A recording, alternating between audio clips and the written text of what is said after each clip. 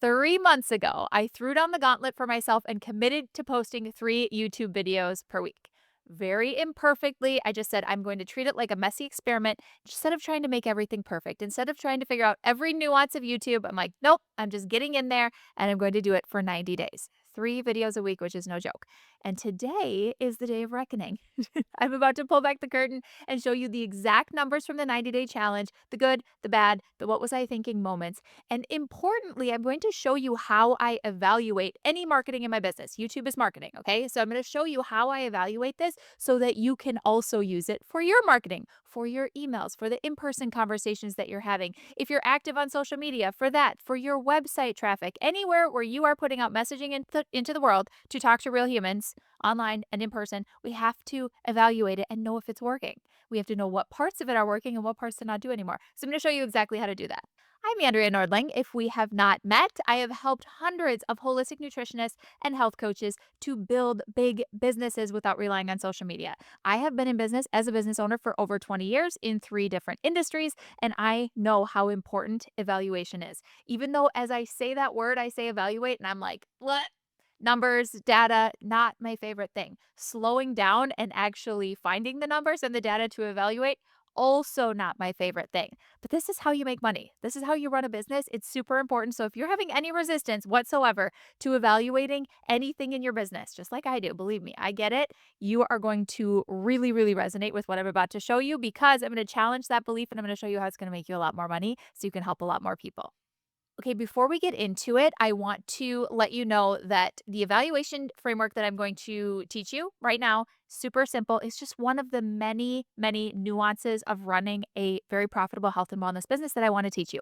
So, I have an upcoming class called 3 Secrets to Get 4 Clients this month without social media. This is where I go into way more detail on strategies just like this. Super simple, very easy to do, and it's stuff that nobody else is teaching. Really goes against what the marketing gurus are going to tell you to do in 2025 to grow a business, but I'm here to pull back the curtain on exactly what is working for really successful health and wellness practitioners right now in their marketing. Super simple without relying on social media. So if you are interested in that, you can sign up for the class at theprofitablenutritionist.com/learn. It is also linked up in the description below. So remember, this simple framework you can use to evaluate any marketing activity, okay? Whether that's YouTube, if you are on YouTube, email marketing, your website, social media posts if you're on social media, networking events, in-person events, anywhere where you're talking to humans. I'm going to give you 3 steps to very, very quickly evaluate what's working, what isn't, and what you should say or do differently next time so that you can see how this works and you can see that we can actually make pain-free evaluation. Okay, let's do it. So let's talk about step one of the very simple evaluation process that I teach to my clients that works so, so well. Step one is figuring out what is working. Why is this important? Why do we have to talk about it? Because your brain, my brain, all human brains want to default to what isn't working, how we're behind, how it actually isn't getting the results that we want. Our brains just skew very negative in that way. It's very predictable. It's very common. It's normal. It's the way that our brains work, okay? And so we have to hack this and we have to understand that that is our natural tendency. So instead of letting ourselves go to the natural tendency, which is nothing is working, oh my gosh, this I have to blow this all up. I have to start over. Instead of that, we have to first look at, okay, what actually is working here? And we have to create evidence for ourselves that things are working. So we have to do this very intentionally. So step one of the 3-part evaluation process is to compile a list of what actually is working. And I'm going to show you how I am going to do this in my evaluation of the last 90 days on YouTube. All right, so I'm looking at my notes I have prepared for me about what has been working well in the last 2 weeks in my YouTube experiment. And what you need to know about this is the last evaluation video that I'm doing for the full 12 weeks, but I've been doing check-ins along the way. So 2 weeks ago, I did a check-in video, and I will link this entire playlist of all of the YouTube evaluations from the 90-day challenge so that at the end of this video, you can go back and watch those if you're curious. But I think the real thing I want you to get from this video is how to evaluate. And so I'm just going to walk you through what this evaluation looks like. I'm reading my notes. What went well? And again, you have to do this first. You have to train your brain to see that there is success and to get really specific on what the success is, because that is what will keep you being more successful. That is where you are in a growth mindset. That is where you are going, oh, okay. Yes, my brain wants to say that everything is trash. That's just how it is. That's how it is with your clients too, by the way. They will come to sessions with you or they will report back to you that it's all crashing and burning. And it is your job to first direct their brain to what is working. What tweaks have they made that they have and habits have they adopted that they are sticking with? Where are they seeing success? Where are things actually easier for them now than when they started with you? Where are they actually having wins? It is your job as the coach, as the practitioner to show them, but you have to do it for yourself too. Okay. So, this is why this evaluation process is super important because you're going to use it across the board. You'll probably find yourself using it in your parenting, in your other relationships, in other aspects of your life with yourself. Gold. Okay. So, what went well? Again, I'm looking down at my screen at my notes. Some videos got published in the last 2 weeks. Some videos got published. Remember, the goal in the 90-day challenge is 3 videos are getting recorded and published each week. Some got published. Spoiler, it wasn't 3. We'll get to there when we get to the what didn't go well. But in the what went well, let's just celebrate some videos got published, okay? Yay! Winning. Some videos got published. Thumbnails and thumbnail creation, which has been the bane of my existence the last 90 days, is taking less time, less back and forth. They're looking more cohesive across the videos that are getting published on the channel, even if it's not 3 per week. They're looking more cohesive. That's something that I've been working on. So I've got to celebrate this, right? Things are getting better. We're seeing progress in that department. So thumbnails are looking better, looking more cohesive. My teleprompter is set up. I've been talking about the last few evaluations. I've been talking about how I have a teleprompter. I don't know how to use the teleprompter. The tech is a little bit crazy. And I feel like even when I'm looking at the teleprompter, it doesn't look like I'm looking at the camera. And I'm looking right now at the camera and I still feel like when I watch this recording, it's not going to look like I'm looking at the camera. And that's really irritating to me. But hey, we're moving forward. Okay, teleprompter is set up.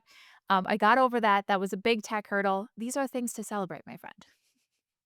When you get something done that has overwhelmed you and made you super frustrated and you see it to completion and you actually execute on it, we must celebrate.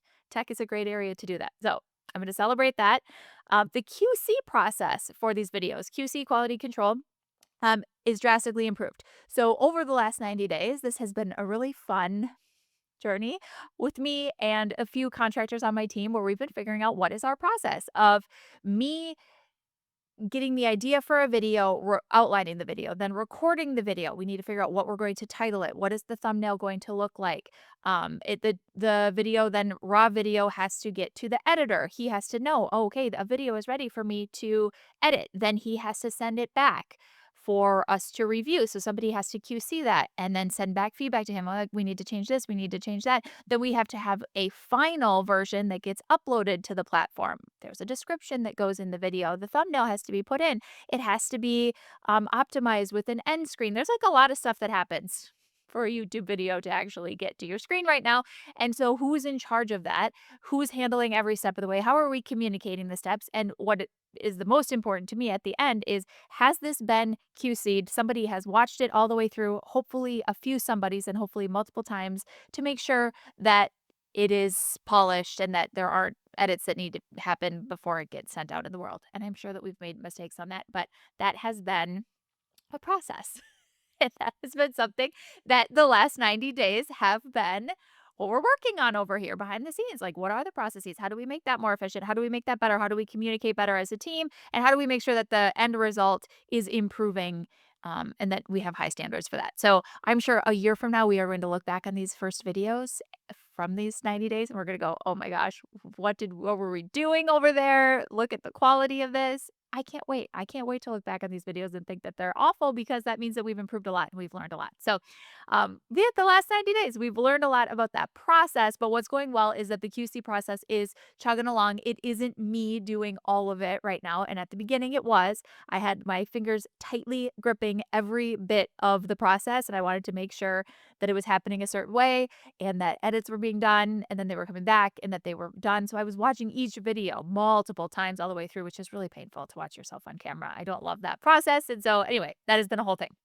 And then we also have a podcast version of most of the episodes that go onto the audio podcast. So that's another layer of QC that has to happen. Somebody has to listen to the audio and make sure that there's nothing that got forgotten, like edits that were in are video editor. His name is Jeffrey. So on a couple of the like podcast episodes, there would be me saying, "Oh, Jeffrey, we've got to edit that out and redo it." Like accidentally slipped it on the podcast. So there's things we've learned, like, imperfect action over here. Okay, so that's getting better.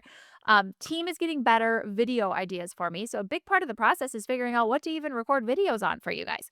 And so that's a whole thing, and it's not for the faint of heart to figure that out. I know what I want to talk about. I know what I coach on with my clients every single week in the Profitable Nutritionist program. I know the problems that my people have. I know how we solve them, but figuring out how to title those topics into videos that are going to get clicks from people that don't know me, that is something that is a work in progress and probably always will be over here that nobody has really fully cracked the code on, but there are ways that we're getting better there. But that's what, that's like the whole thing is you don't know the algorithm. You don't know exactly how to do that. So you have to trial and error and hopefully put out 3 videos a week and take enough swings at the plate that you hit a few like base hits, basically, is what we're trying to do. So we're getting better there and just standardizing the process a lot more. So in my what went well column, I just read that to you. Okay. So in real time, I'm giving you the updates of how the YouTube challenge has been going, but I'm also showing you the actual evaluation process that I go through and that I teach my clients. I do this on a daily, for sure weekly, if not sometimes daily basis, depending on what I'm working on in my business. Okay. Because I'm actually looking at things. I'm actually improving them. And to do that, we have to evaluate, but we have to start with what's working well. I'm going to show you some numbers of things that's working well. And this is something that you need to know about whatever it is that you're evaluating. You can evaluate how things feel. You can evaluate your experience in them. You can evaluate how consistent you've been. But whenever possible, you want to use numbers and metrics and data that isn't subjective. So whenever possible, do that, but just know that that's not a hard and fast rule. You can certainly evaluate your feelings and your energy level and other things that are not as easily quantifiable. But in this case, we can actually use data. So let's look at what's working well. I'm going to look at my other screen and show you what we have for YouTube data. So first, you are going to see here from the first day that we started doing the challenge was June 1st, basically was like the first day that we started consistently posting videos. We had been posting before that a little bit of a ramp up, which I discussed in the first video. But June 1st was basically when I started recording 3 videos a week and we started intentionally publishing 3 videos a week. So I think of this as the start date of the challenge. That's like the official start date. And you will see the metrics here show us that we had 7.6 thousand views, 1,000 hours of watch time. That's pretty substantial. And we gained 239 channel subscribers during this 12-week period. So from June 1st to August 23rd, that is what we are seeing, which is cool. It's fun to look at these graphs. It's fun to see the actual data here. So in the evaluation, I want to see the numbers. Now, the challenge that I set for myself was recording and publishing 3 imperfect videos a week and not being a perfectionist about it and trying not to get caught up in the numbers, which is hard to do because of course, even though my goal is consistent production, I want to see the fruits of that labor coming in other ROI in the business. I want to see people subscribing to our email list. I want to see people buying my program. I want to see people consuming the content. I want to see them sharing it. So those are the big goals. But for the purposes of the challenge, I was just like, I need to get in there and I need to create videos and I need to create enough of them so that we can kind of see some patterns. If I was only releasing 1 video a week, for example, it would take us so much longer to see the data that we have now compressed into 90 days by doing 3 videos a week. And also, if I could skip ahead to the what didn't go well, is that 3 videos a week is really hard and I'm kind of exhausted of making videos. So we'll get to that part. But let's look at the data again. We have pretty substantial numbers here, and I'm happy about that. So we can look at the data. I could pull this apart in the rest of the evaluation, and I'm sure I will to a certain extent, but I just wanted to preface the fact that consistency was actually what the goal was for the challenge. And we've done 12 weeks. 12 weeks, not quite 3 videos a week the last couple weeks, but we did pretty well. I'm actually very, very proud of this. And these are the numbers that we can evaluate. So we can look at, I don't know why this won't leave the screen. Oh, there we go. Okay. So we can see the top content in the period. We can see the numbers around the average view duration. We can see how many people are viewing them. These are all things that I can now improve because I am taking the time to evaluate. I'm actually looking at numbers. I have very concrete data and I know what the benchmark is and how to improve it. It is so hard for me to evaluate. It is not something I like to do. My brain resists it. When I say it's hard, it's not hard because this is a cumbersome activity. It's because I have so much resistance to it. Like, oh, I'll do it later. Oh, I'll do it later. It's not the best use of time today. I have so many other things I need to do today. We'll get to that tomorrow. It's one of those things that I always want to punt, but I'm telling you, it has made me more money than anything else I do in my business to actually take 5 to 10 minutes, look at some real numbers, and then make decisions off of numbers instead of just plowing forward on whatever I'm doing without slowing down long enough to see, is it even working? And am I wasting time on areas here where I could just eliminate that altogether and give myself some breathing room? So that's what we're going to see here. Okay. So the what went well is step one. Step two in the evaluation process is what didn't go well. This is so simple. Why do we make this so hard? Why do we have to make things so hard? It's not that hard. What went well, then what didn't go well? So this is where you can let your brain go crazy with the all of the things that it thinks isn't working. And I would suggest, by the way, making a list. So I reference that I have a list in front of me. I've already done this evaluation before I'm recording this video. So I've already made my list, okay? And it's all in writing, and always do this in writing. So I guess I should go back to step one. In the what's going well, make a list of that. Okay, like actually write it out. Don't just do it mentally. It might seem like I was just doing it mentally. I was actually reading a list. I have this all written down so I can reference it in the future, which I highly recommend that you do. Okay, so now we're gonna get to the what didn't go well. Okay, let's see what that is. And this is where, like I said, you can kind of rant and you can kind of get whiny with yourself a little bit, but we are also going to look at numbers to substantiate any of the claims that our brain makes about what isn't working well. So, in my what didn't go well, here's what I have: not getting 3 videos recorded every single week. I believe it was the last 2 weeks. I did not get 3 videos recorded, could have been the last 3 weeks. And so, luckily, I was ahead enough that we still had videos to publish, but we will not be doing 3 videos a week moving forward indefinitely. I hope to get back to that cadence, but for a minute, we're going to be slowing down a little bit. And I'm going to tell you about why that is in a second. So, what didn't go well is not getting 3 recorded a week. So I didn't quite hit that number the last 3 weeks. For the most part during the challenge we did, but the last few weeks have been a little bit hectic and that didn't happen. Also, the metrics are not growing much organically that I can tell. So when I look at the data, and again, I'm looking at my screen and I'm like, okay, what's actually going on here? We don't have like like a steady growth curve happening that I can really tell. There are some videos that seem to perform better. There are some days of the week that seem to perform better, but I'm having a hard time looking at patterns here and figuring out, okay, like every Tuesday we have more watch time. Well, not necessarily.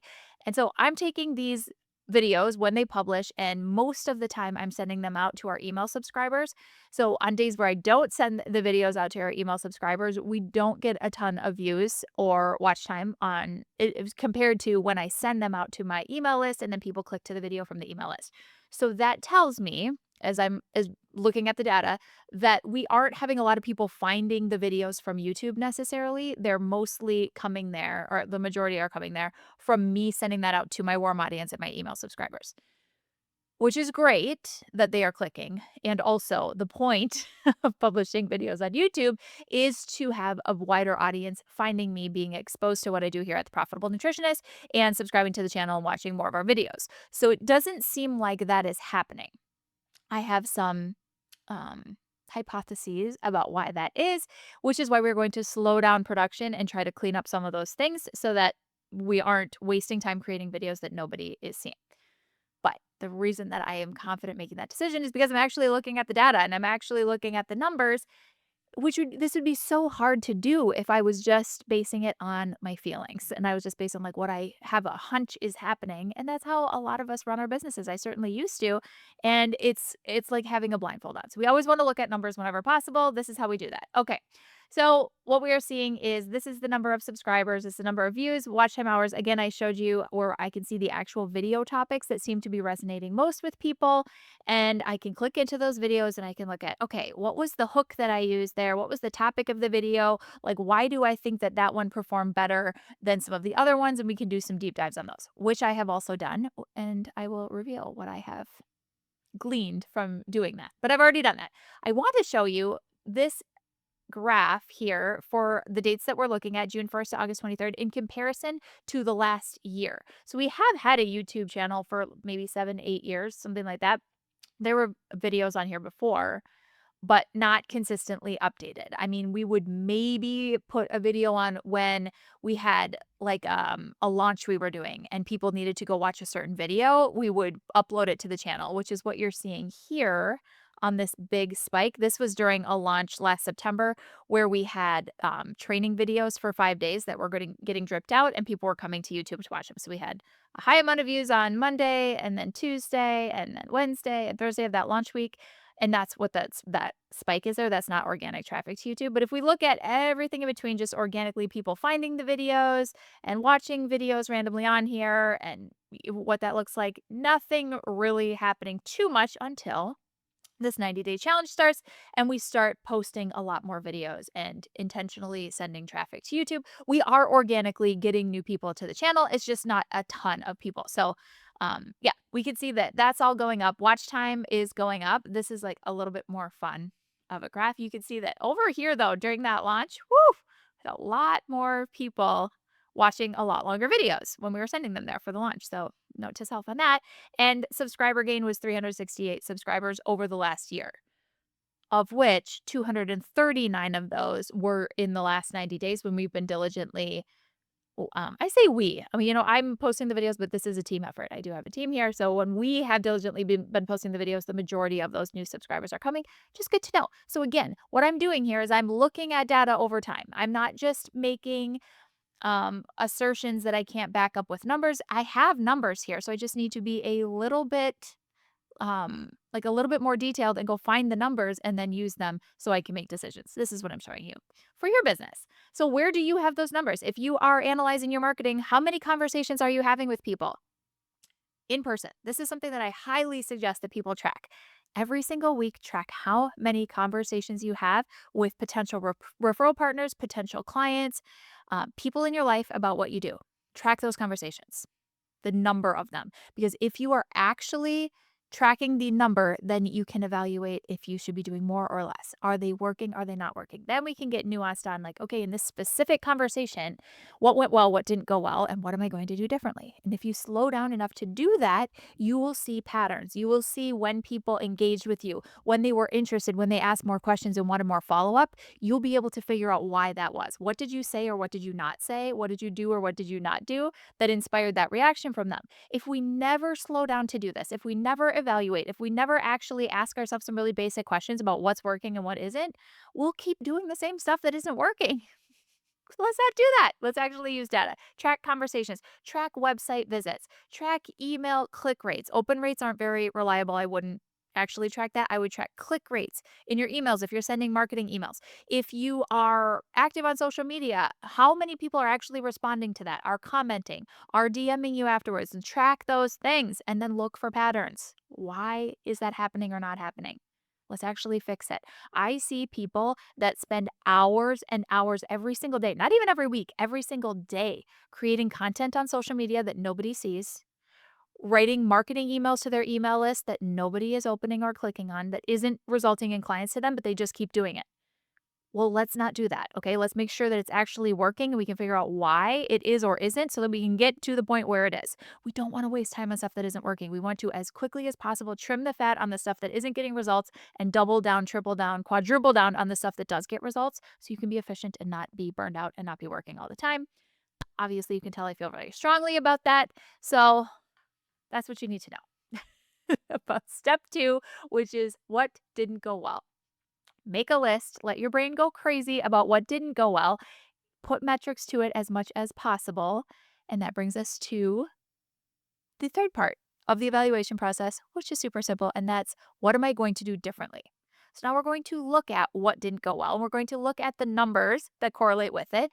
And we're going to actually make a plan for what we're going to change. Okay, this is, again, a super simple. This is not rocket science, but why do our brains so resist doing this? If you're anything like me, you might be like, oh my gosh, this is too simple. Yeah, I know. That's why we just gloss over it and keep doing what isn't simple, which is working way too long and way too hard when we don't have to. So shortcut your brain's tendency to resist here and go to step number 3, which is what am I going to do differently? And here's what's on my list for the YouTube challenge. based on what isn't working, which is metrics are not growing much organically. I'm not getting 3 videos recorded a week easily these days, like at all. Oh, and I didn't mention this either. The audio podcast numbers aren't growing despite a lot more episodes dropping on the Profitable Nutritionist Podcast, which is an audio podcast that you may or may not know I have had for years. We have several hundred episodes on that podcast.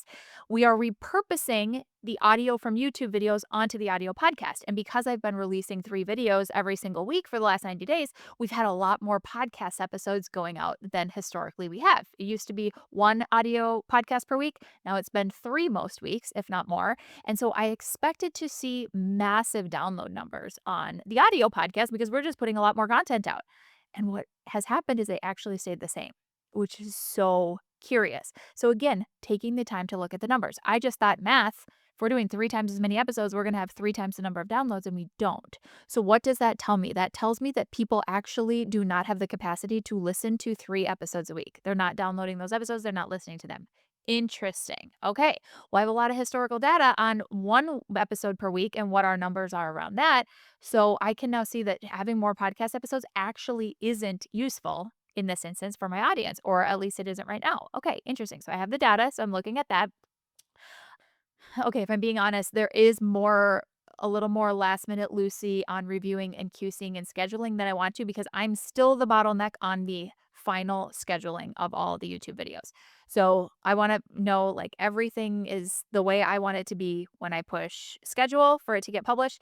And there has been a little bit of a backup there because of my schedule recently. So I'm a little bit of a bottleneck there. I think I'm going to have to pry my fingers off of that process a little bit more and have somebody else on my team do it, which I probably wouldn't have done had I not taken the time to do this evaluation and list that in the what isn't going well. But if I'm being honest with myself, it isn't going well. Okay, so again, fast forward to the what am I going to do differently? Now, based on all of those things, what am I going to do differently? The data is showing us that 3 videos a week isn't growing organically a ton on YouTube. So I'm very grateful that for the last 90 days we have done that. I have done that and tested some different topics and tested different ideas and ways of doing the videos. And if I'm doing a rant video that's more candid, I do this because you're supposed to know like this is me holding a camera and just like ranting. Did a few of those that seem to have a pretty high watch rate and click rate versus more teaching videos where I'm doing a flip chart or I have something really well prepared in advance that I'm teaching, very structured. And so we've been paying attention. I've been paying attention to like which of those are working and which aren't working. And I think the answer is kind of mix them together. I don't have conclusive evidence on which style is preferred, but I'm glad that we've done a bunch of different videos to have some data at least to look at on the different types. So that's been really helpful. But it's not getting us more organic subscribers. It's not having people find the channel. So I want to take a step back on the video production here and do 1 video a week, but put more time and attention into really researching the topics and the ideas to not that we haven't been already researching them. So even as I say that, I'm like, well, that sounds like we haven't been doing that so far. And we have been, but I think that we need to do a better job of it, or we need to test some different ways to be researching those topic ideas and title ideas so that we have more reach with the videos. I would like to, I guess a better way of saying this is do much higher quality with 1 video than doing 3 and doing a more quantity on the videos. So that's where my brain space is going is like, okay, this has been a great experiment for the last 90 days. We've learned a lot. Processes are much more dialed in. I feel so much more confident now to slow down for a second and put more time and attention and energy into figuring out what the videos are that you guys really want to see the most of. And I, by the way, would love to hear what that is. So I will just take a call out right now. Put in the comments of this video, what do you want to hear more about? Like, what do you want to learn more about to help grow your wellness business? What is that? Yeah, would love to hear. So I'm going to take some more time to do that. And it's going to be to probably 1 to maximum 2 videos a week for a while until I feel a little bit more confident that they are the right videos that are really going to hit for a wider audience of people, not just people that are already familiar with me. And to do that, that is going to take some time and attention. So, something that we have to plan for behind the scenes here. Also, in my what to do differently, I have prioritized video ideas from the team instead of mine, or at least a 1-to-1 ratio. So this is an interesting little take or takeaway, maybe it is, that I have been thinking about as I was doing this evaluation, which I wouldn't have done had I not taken the time to do it. So again, um, you know, points for evaluating. Do it. Do it, do it, do it. It's going to make you so much more money, make you so much more effective.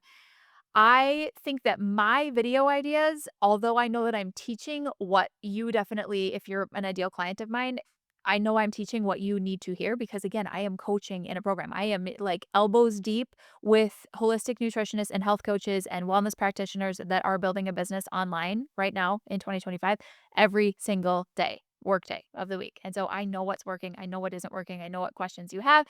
Although I think that because I am so in it, that I am less objective as far as like what the title of the video should be, or maybe I'm even a little bit biased when my team comes to me with ideas. They're like, "Ooh, I think that this video idea would do really well." And I'm like, roll my eyes. Never overtly, but inside I'm rolling my eyes. I'm like, "Oh, I don't think so. I like that's not quite right."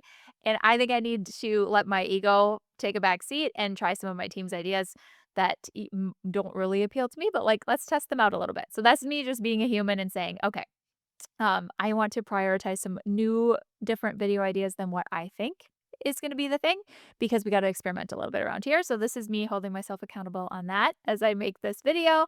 And also, what I already said, just making the videos 2 or 3 clicks better each video instead of trying to get as many videos out. So, quality over quantity for a while.